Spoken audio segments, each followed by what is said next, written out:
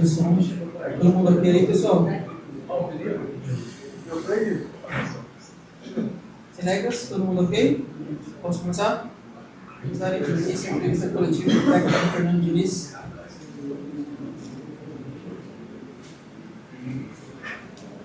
Diniz, aqui, boa noite. Melina Silva, da ESPN. Queria que você falasse sobre esse jogo, né? A segunda derrota consecutiva no Campeonato Brasileiro, mas mais a questão dos desfalques. A gente sabe que, não sei se já tem previsão ou não do retorno do Yuri Alberto. O Memphis hoje não pôde ajudar 90 minutos, né? Uma volta gradativa, tendo em vista que ele acabou de retornar. Então, eu queria que você falasse sobre esse resultado que tem a ver com os desfalques, né? Tem um total de 10 desfalques, a gente sabe que tem jogadores que passaram por cirurgia, mas como isso afeta diretamente no campo com essa sequência de jogos? Obrigado. Boa noite, obrigado pela pergunta. Falando do jogo, acho que a gente começou o primeiro tempo bem, o segundo tempo também. Os começos dos tempos foram muito bons. E a gente oscilou um pouco. Tinha que ter mais uma coisa que era previsível por conta do jogo de quinta-feira, que tem um desgaste físico, mas o desgaste psicológico e emocional ele é muito maior até do que o físico. Então, para você mobilizar de novo os jogadores para jogar a partida de hoje, é sempre um desafio. Então, a gente sabia que a gente não ia estar 100% de energia para jogar hoje, principalmente energia psicológica. E eu acho que a gente conseguiu fazer um começo de jogo muito bom, depois do segundo tempo também, né? E a gente tomou 2 gols de novo, mas muito evitáveis. A bola parada aqui, acho que eles erraram na confecção da jogada e acabamos tomando o gol. Depois do segundo gol, a gente estava com o time já com linha baixa, que os 2 jogos contra o Rosário, por exemplo, que a gente teoricamente teve que defender, a gente não teve nenhum problema, não nenhuma chance de gol.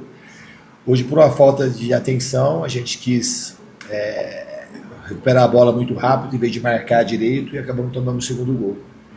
Senão, a gente poderia ter pelo menos empatado. Em relação aos desfalques, eu acho que a gente vai gradativamente ter o retorno de alguns. Obviamente, quando a gente pode contar com todo mundo, é muito melhor.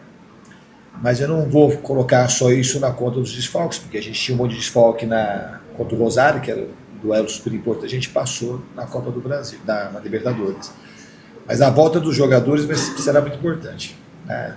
Eu acho que para o jogo do Santos, talvez a gente já tenha alguns jogadores do DM à disposição. A gente está também, como você disse, o Memphis hoje jogou 51 minutos e, na minha opinião, foi muito bem no jogo. Desde que eu estou aqui, foi a melhor participação dele.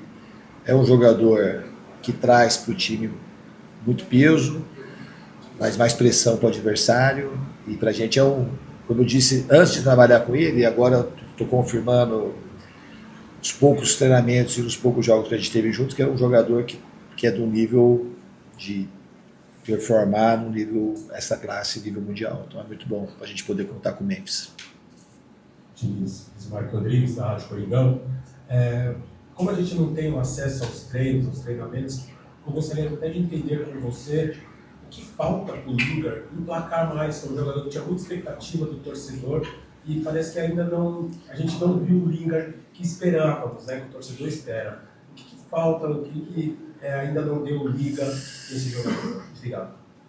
Eu falo até, desde quando eu cheguei aqui, acho que ele teve comigo, ele foi crescendo no primeiro momento, e aí ele viveu o melhor momento dele, acho que foi por isso comigo mesmo. Depois de mais ou menos um mês que eu tinha chegado aqui, ele virou titular, fez gols, deu assistência. Depois teve um problema familiar, do falecimento do avô, que era um avô pai dele, que teve que se ausentar um pouco. Aí voltamos a dar a Copa, ele ainda voltou ainda para o funeral depois. E está tentando retomar. Ele estava com o tornozelo ruim, tinha torcido o tornozelo no treinamento, não pôde jogar contra o Rosário, ficar à disposição, e ele se botou à disposição nesse jogo e jogou poucos minutos. Mas hoje, em relação aos outros jogos, eu acho que ele conseguiu contribuir um pouco mais hoje. Mas eu espero que o Lingard é um jogador que já tem uma história bonita no futebol e a gente vai fazer tudo para ajudá-lo a voltar ao seu melhor. Diniz, Márcio do BS da TV Globo. Sobre o Memphis, no Corinthians ele jogou poucas vezes desde que ele chegou em setembro de 2024 como esse atacante mais centralizado, que é a posição que ele costuma jogar na Holanda nos últimos tempos, né? Você pretende utilizá-lo mais como esse falso 9 na ausência do Yuri Alberto? É uma das possibilidades.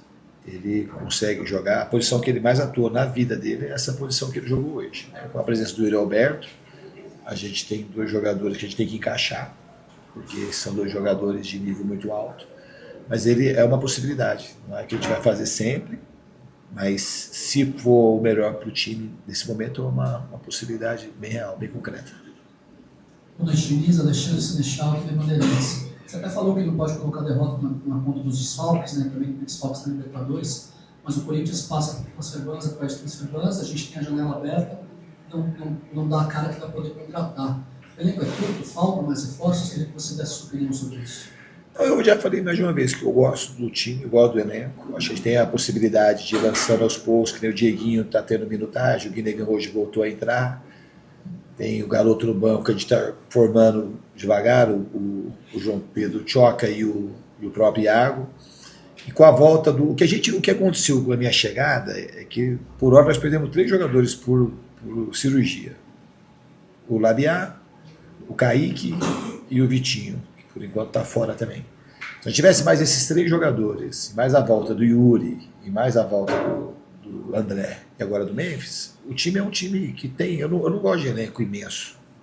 Eu gosto do elenco do Corinthians, já falei mais de uma vez. A gente tem que cuidar para que não tenha lesões. E a maioria das lesões foi um pouco de falta, sinceramente, um pouco de falta de sorte. Assim, essas lesões de joelho a gente não tem muito controle. E por incrível que pareça, as 2 lesões musculares que a gente teve, hoje, por exemplo, a gente poderia sugestionar que o jogador machucasse hoje por dar sequência de jogos. Mas não teve lesão nesse sentido, que a gente colocou o time para jogar de maneira sequencial. O Yuri Alberto, quando lesionou, a gente deu um descanso para ele, ele não jogou, ele entrou contra o Atlético Paranaense para jogar 20 minutos e machucou. E o André também, ele não tinha, também tinha folgado, não tinha jogado contra o Atlético, contra o Inter tinha jogado só 60 minutos, aí depois jogou mais 60 minutos, acabou se lesionando. Então eu acredito que a gente, com a volta dos jogadores e a gente conseguindo manter os jogadores no campo, sem ir para o DM, a gente tem um time que a gente consegue tocar. Obviamente, se a gente conseguir pagar os transfers e conseguir contratar 1, 2 contratações, serão muito bem-vindas. Diz aqui, ó, Matheus Poggioli, Portal Multimão.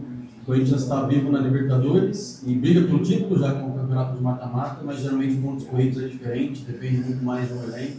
Você vem tendo muitos jogadores lesionados, não está conseguindo rodar tanto assim no elenco. Qual que é o estágio do Corinthians nesse campeonato brasileiro? Briga por vaga direta com o Libertadores, briga para ficar entre os 10 primeiros colocados, queria discutir um pouco sobre isso. Se me permite uma segunda também, como é que você define em que momento tem que fazer um controle de carga? Bidu, Mateuzinho e o Hugo Souza não vieram para cá muito para esse controle de carga, queria discutir um pouco disso. Então, esse controle de carga, eu já falei mais de uma vez, vou repetir uma frase que eu falei uma vez, eu acho que ela cai bem. O jogador não é só músculo e osso, mas também é músculo e osso. E em determinados momentos, o Bidu já havia um tempo jogando um pouco de sacrifício por conta de uma dor no pubis, e ele ficou mais por conta disso do que por causa do controle de carga da maneira fisiológica. Agora, o Mateuzinho, desde que a gente voltou da Copa, ele foi o único jogador que jogou todas as partidas 90 minutos. E ele já estava também o corpo dele pedindo uma recuperação. Então o Mateuzinho já estava nos meus planos nesse jogo, consegui dar uma folga para ele, porque ele estava na percepção de todo mundo e dele mesmo, porque ele estava na percepção de todo mundo e dele mesmo, o Mateuzinho, que é mais importante, que se ele fala, estou bem, quero jogar, ele teria vindo, mas ele estava já meio exaurido de tanto jogo e treinamento. Então, a questão foi essa. E o Hugo sentiu um pouco um estiramento no joelho, estava um pouco inseguro e a gente achou melhor colocar o Cauê hoje para jogar e dar um tempo se recuperar totalmente. Sobre o brasileiro? Sobre o brasileiro, eu acho que a gente tem que encarar todas as partidas de maneira decisiva. Não posso te afirmar. O Corinthians tem que almejar sempre o máximo possível que dá para ele, né? A gente perdeu 2 jogos, tanto contra o Cruzeiro como o jogo de hoje. A gente teve, no mínimo, a gente teria que ter empatado pelas coisas que aconteceram no jogo. A gente teve chance de vencer tanto um como outro jogo. E foram 2 derrotas, a meu ver, assim, bastante doídas, e que a gente tinha que aproveitar melhor a chance de ter jogado em casa e ter vencido o Cruzeiro em casa. E hoje era um jogo que a gente tinha que, no mínimo, levar um ponto aqui. Diniz aqui, Gustavo Forte, Cidade Corintiana. Eu queria que você comentasse um pouco do setor ofensivo do Corinthians. Como que você avalia essa produtividade ofensiva do Corinthians, já que a maioria dos gols, desde a saída desde a volta da Copa e da lesão do Yuri, são de bolas aéreas, cruzamentos. Eu queria que você avaliasse como que você avalia esse período e se realmente a jogada mais forte hoje é apenas a bola aérea. Acho que é apenas a bola aérea. A gente tem chute fora da área, só que os gols acontecem, já falei isso mais de uma vez para vocês. Se pegar a maioria dos gols, um time que se propõe mais a atacar e outro que se propõe mais a defender, os gols da maioria saem de bola de cruzamento, não. O gol do Curitiba também foi de cruzamento. Assim, e é assim que funciona. Porque as jogadas têm que terminar mais pelo lado, e se terminar pelo lado vai ter cruzamento. E bola parada também é uma outra fase importante do jogo que acaba saindo muito gol.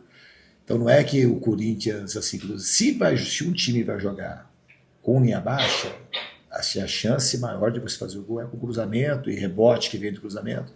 Você vai tentar ficar fazendo muita infiltração por dentro, você tem mais chance de tomar contra-ataque do que fazer o gol. Diniz, aqui é o Guilherme Moraes, Diniz, um pouquinho dessa pergunta sobre o setor ofensivo, um pouquinho sobre a questão do transfer value. O que você pensa para poder trabalhar nesse segundo semestre de reforços internos, os jogadores da base, sub-20, sub-17, que possam agregar ao profissional do Corinthians, vendo que o Corinthians também sofre com lesões, tem um controle de carga e que possam ser desfalques até o final do ano? A gente está sempre olhando para a base, sempre que eu posso eu trago os jogadores para treinar com a gente. Do 17 para frente a gente está de olho em todo mundo. Não é uma coisa fácil fazer essa transferência de jogador de categoria de base para profissional. Todo mundo acha que é só colocar. E se você coloca um jogador de 17, 18 anos ele vai mal, para queimar é rapidinho. A torcida quer e todo mundo quer que coloque jogador novo. Todo mundo gostaria. Mas antes do jogador ser, todo mundo quer que bote jogador, que o jogador produza.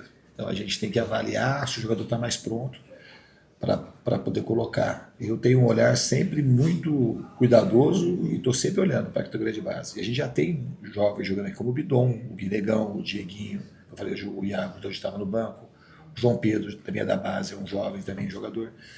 E a gente está olhando todo mundo. Se a gente puder ir lançando aos poucos, quando eu tenho a ocasião permite, a gente vê que o jogador está maduro para jogar, a gente vai lançar. Mas não é uma coisa fácil de se fazer, que a gente tem uma geração, sempre tem uma geração com 5, 6 jogadores para lançar, não funciona assim. Mas a gente está de olho, e se a gente tiver a possibilidade e a gente perceber que tem jogador pedindo passagem, a gente vai dar oportunidade. Diniz, boa noite, Julia Fernanda da Rádio Cracknet. Gostaria que você fizesse uma avaliação da partida do Pedro Milan e falar também da opção de mudar ali no segundo tempo e colocar o Ranieri improvisado na lateral direita. Então, o Pedro assim, é um jogador que teve algumas participações muito boas comigo, como lá no jogo do Penharol, que ele jogou. Hoje, ele no primeiro tempo, assim, não tinha... A minha possibilidade de colocar o Ranieri ali, a gente não perder a altura, porque esse time do Curitiba é um time que tem... Uma das coisas que eles mais fazem é gol de bola aérea. Então, é um time muito alto. E o Pedro é um jogador que não é um jogador, cara, que é diferente do Bidu e do Mateuzinho, que tem muita chegada no ataque. Ele é um jogador que começa o jogo mais de trás. E eu queria mais, não era muito tirar o Pedro, eu queria mais mexer no meio. E não queria tirar o Ranieri do jogo. Então, eu não sei porque o Pedro achei que ele estava mal, não foi isso. Eu queria dar mais mobilidade no meio, para a gente ter um pouco mais de criatividade dentro do campo. Ia ter um pouco mais de jogo de aproximação com a entrada do Memphis. Então a ideia da saída do Pedro foi mais eu mexer no setor de dentro e não queria tirar o Ranieri do jogo. Obrigado, professor. Obrigado, pessoal.